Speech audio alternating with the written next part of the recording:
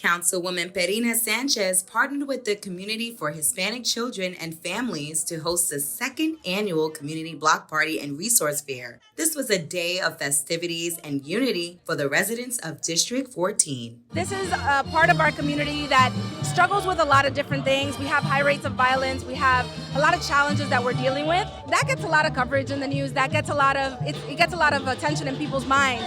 But what doesn't get as much is the positivity, right? The families, the happiness, the joy. And so today we're holding this resource fair to make sure that everyone sees each other, gets a chance to hang out, the kids are playing. The event provides vital resources such as educational and health information, youth programming opportunities, tenant-landlord support, employment opportunities, and much more. President and CEO of the Committee for Hispanic Children and Families, Ramon Peguero, expressed how grateful he is for the partnerships they had for this day. This is not possible without the support of so many people. For us, it's an honor to be co-hosting this event, the second year that we have been bringing out our community and saying presente with our wonderful and amazing leader, Pierina Sanchez, my sister from another mister.